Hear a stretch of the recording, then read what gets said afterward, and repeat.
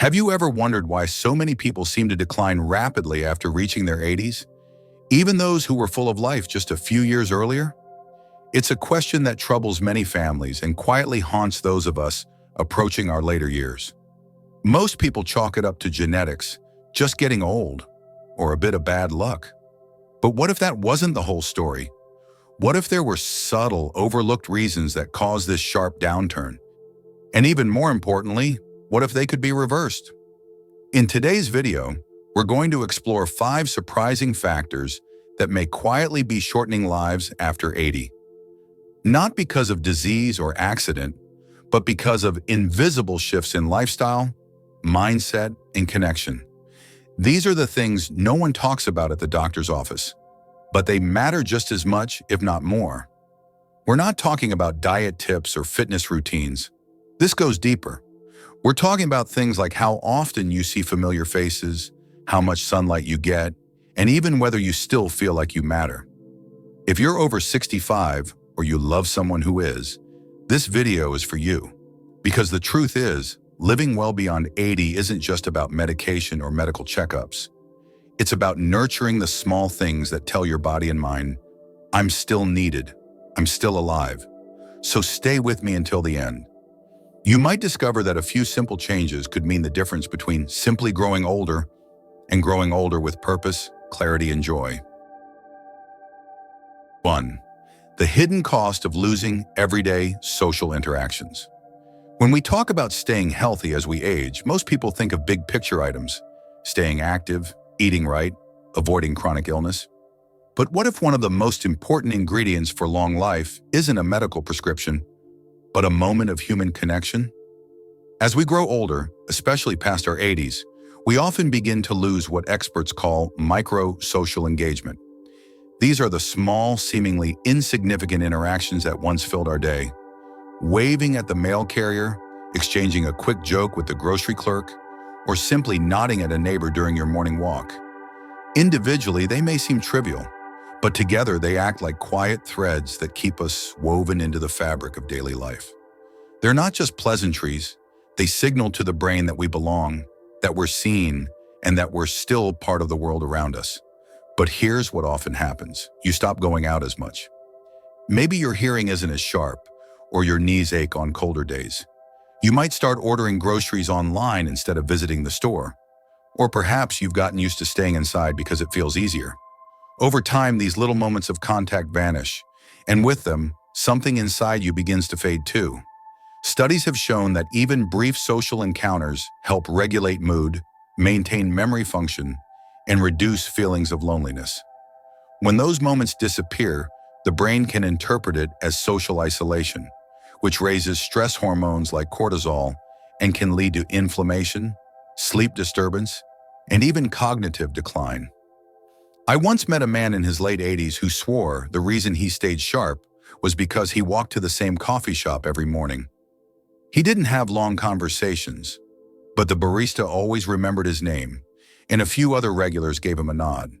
That 5-minute ritual gave shape to his entire day. It told his mind, you still have a place in this world. In the US, especially in suburban and rural communities, it's easy to become invisible once you retire or when your mobility changes. But invisibility doesn't mean irrelevance.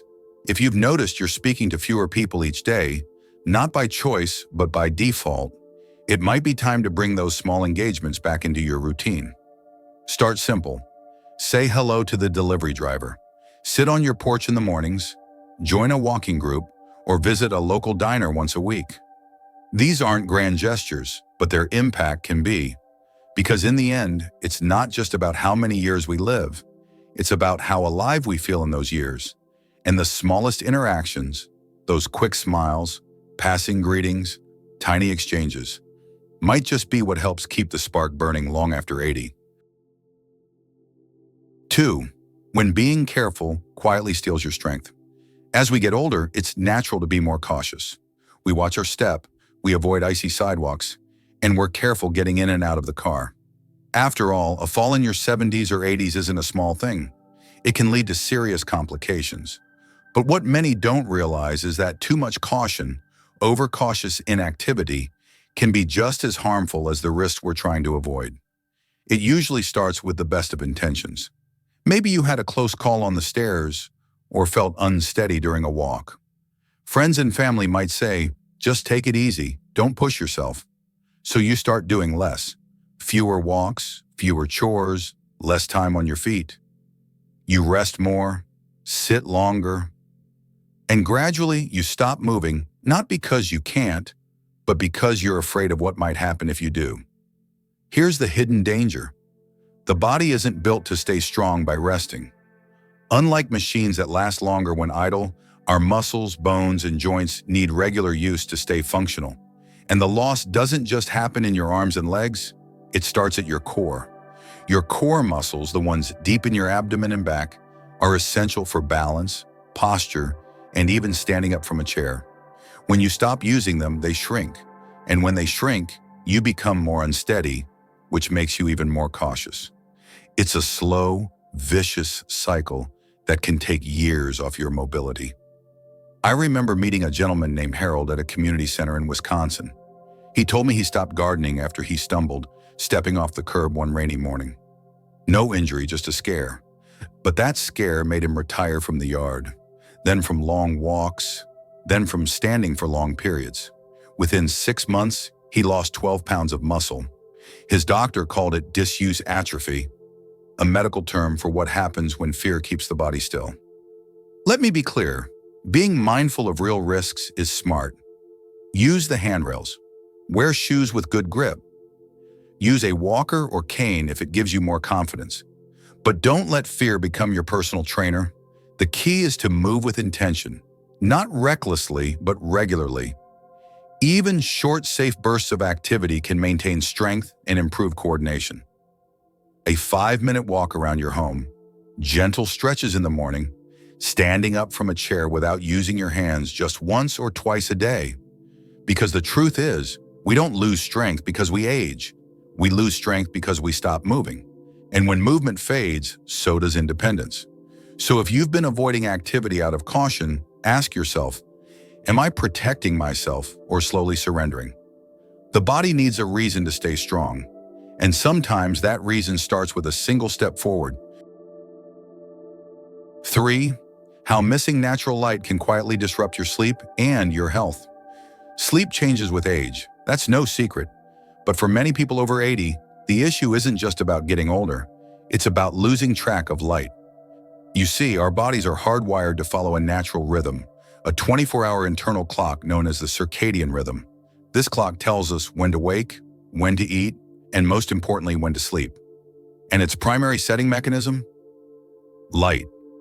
Unfortunately, in modern life, and especially in older age, we often spend far too much time inside, away from natural daylight.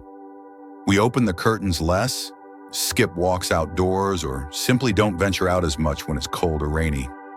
Add to that the artificial glow from TV screens, phones, and overhead lights in the evening, and you have a recipe for a confused internal clock. When your eyes don't get exposed to enough daylight, especially in the morning, your body gets the wrong message. It doesn't know it's time to be alert. Likewise, if you're watching television late into the night or keeping the lights on too brightly before bed, your body thinks it's still daytime. The result? Poor sleep quality, more frequent wake-ups, and a groggy, sluggish feeling the next day, even if you technically slept 8 hours. But the consequences go beyond feeling tired.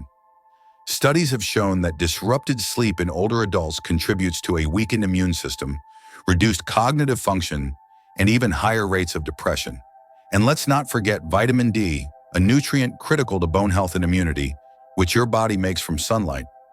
As we age, our ability to produce vitamin D from sun exposure declines, meaning those early morning light moments become even more important. A simple example, I once met a retired teacher named Eileen who was struggling with sleep and brain fog. Her diet was fine, and her medications hadn't changed, but her energy levels were dropping. It turned out she'd stopped going outside in the mornings and spent most of her evenings reading on her tablet in a brightly lit room. Her doctor suggested 2 things.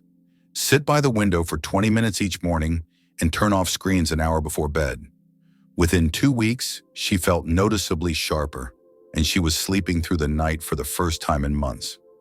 So, what can you do? Get outside within an hour of waking up. Even 10 to 15 minutes of morning light can reset your circadian clock. Dim the lights in the evening. Avoid screens at least an hour before bed. Open your blinds during the day. Let the sun shine in, even if you're staying indoors. Talk to your doctor about vitamin D. You may need a supplement if natural light exposure is low. Your body doesn't just age because time passes. It also ages when its systems fall out of sync. Restoring that natural rhythm with intentional light exposure is a small habit that can yield powerful results. 4. When grief stays quiet, the hidden toll of unspoken loss. By the time we reach our late 70s and 80s, most of us have experienced more loss than we care to count. A spouse, a lifelong friend, a sibling, or maybe even a child. These losses are part of life, we're told. And over time, we learn to nod politely, to accept condolences with a brave smile, and to say we're doing okay, even when our hearts say otherwise. But here's the truth. Grief that goes unspoken doesn't disappear. It settles quietly into the body. For many older adults, especially those past 80, there's an unintentional habit of emotional suppression, not out of weakness, but out of conditioning. You tell yourself you've had time to get used to it. You may think that talking about it only makes it worse. Or maybe you feel there's no one left who truly understands what you've lost. And so little by little, you hold it in. But emotional pain, like physical pain, needs a release. When it doesn't get that outlet, it doesn't fade. It lingers beneath the surface, creating a low-level tension in the nervous system. It can raise stress hormones, affect digestion, interrupt sleep, and gradually sap your energy. You might look fine on the outside, but feel a little heavier each day. I once spoke to a Vietnam veteran who lost his wife after 47 years of marriage. He said he didn't cry. He just kept going. But within a year, he began losing weight, withdrew from his church group, and struggled to sleep. Not because of disease, but because decades of service taught him to stay strong, even when what he really needed was to feel. Emotional health is often overlooked in conversations about aging, but it's absolutely vital. Studies now show that chronic emotional suppression can accelerate physical decline, especially in older adults. The immune system weakens, inflammation increases, and cognitive sharpness begins to dim, not from aging alone, but from unprocessed sorrow. So what can you do? Start by giving yourself permission to feel again. That doesn't mean living in sadness. It means creating space for honesty. Maybe it's through journaling, joining a bereavement group, talking to a therapist, or simply reminiscing with someone who knew the person you lost. Maybe it's prayer, poetry, or music. The method doesn't matter. The release does. And if you're someone who feels like you've moved on, but still find your days a bit duller or your heart a bit heavier, ask yourself, have I truly grieved? Or have I just gotten used to the silence? Living well beyond 80 isn't just about eating right or avoiding falls. It's about letting your heart breathe again. Because when the heart feels safe to express, the body often finds strength it forgot it had. 5. When the days lose meaning. The quiet danger of living without purpose. For many older adults, especially those in their 80s and beyond, the challenge isn't just physical health. It's finding a reason to keep moving through the day. And not in some grand, philosophical sense. We're not talking about life's ultimate purpose or achieving something remarkable. We're talking about something much smaller and much more powerful. Daily purpose. Having something simple to look forward to each day, whether it's watering your garden, calling a grandchild, or feeding the birds, can be the thread that keeps everything else together. When that thread disappears, the effects aren't always immediate, but they are profound. One of the most overlooked causes of physical and emotional decline in older adults is the gradual fading of routine and purpose. Maybe your weekly game night with friends was canceled. Maybe you stopped volunteering when your knees began to ache. Or maybe your family visits less often, and you find yourself wondering what to do between meals. Without even realizing it, the days begin to blur. Morning turns into afternoon without movement. Afternoons melt into evenings without conversation. You sleep, but don't feel rested. You eat, but don't feel nourished. And over time, your body responds not with illness, but with inertia. I once met a woman named Doris at a senior center in Michigan. She wasn't wealthy, had no surviving children, and battled chronic arthritis. But she had a system. Every Monday, she mailed 2 cards, one to a niece, one to a shut-in at her church. On Wednesdays, she polished a few antique figurines in her cabinet, and every day at 3:30 p.m., she sat by the window to wave at the school bus passing by. That small structure gave her rhythm and gave her life a heartbeat. The truth is, your body listens to your mind, and when your mind stops seeing purpose in your day, your body begins to conserve energy, slowing digestion, dulling mood, and lowering motivation. Not because something is wrong, but because your internal systems are waiting for a reason to turn back on. So how do you restore that sense of daily meaning? Start small, reintroduce a ritual, write a note to someone weekly, schedule a regular walk, even just around the house. Join a group that meets virtually or in person. Start a mini project, like organizing old photos or trying a new recipe each week. What matters isn't how big the task is, it's the consistency. That sense of, this is what I do and this is why I rise. Because longevity is not just about the heart continuing to beat, it's about the will behind the beat. A quiet rhythm that says, I still matter, I still contribute, I still care. And sometimes that's all your body needs to keep going strong. Getting older doesn't happen all at once. It doesn't show up overnight with a diagnosis or a milestone birthday. More often, it's a quiet fading, the gradual loss of movement, connection, light, voice, and meaning. But just as this slow decline takes time, so does the path to renewal. The encouraging truth: many of the challenges we've explored, reduced social contact, fear-based inactivity, disrupted sleep, buried grief, and lack of purpose, aren't irreversible. They're habits and patterns that, with awareness and small intentional steps, can be shifted. And you don't have to overhaul your entire lifestyle to see a difference. One short walk to greet your neighbor, one extra minute soaking in the morning sun, one phone call, one laugh, one shared memory. These are not just small acts, they are signals, messages to your body and your brain that say, I'm still here, I still count. If you're in your 70s, 80s, or even 90s, know this: it's not too late to nurture vitality, not just to live longer, but to live with greater clarity, connection, and peace. Aging is not about losing who we are. It's about listening more deeply to what still makes us feel alive. So take a moment today and ask yourself, which small rhythm can I restore? Which connection can I rebuild? Which part of me is still waiting to be noticed? Because life after 80 isn't the end of the story.